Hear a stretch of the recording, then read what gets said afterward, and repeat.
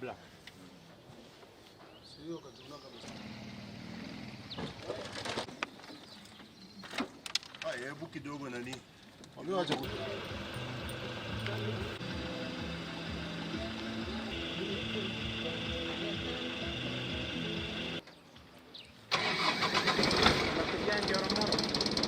Hii matatu ilipoteza mwelekeo na ilikuwa imekuja kwa kasi sana, na baada ya hiyo ikagonga hiyo lori.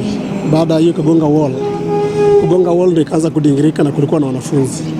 Na tunaona wengi walikuwa kwa hiyo matatu ni wanafunzi wakielekea half term. Na katika ile hali ya kuokoa tulipata kupoteza watatu. Dereva pamoja na wanafunzi wawili waliaga hapo hapo.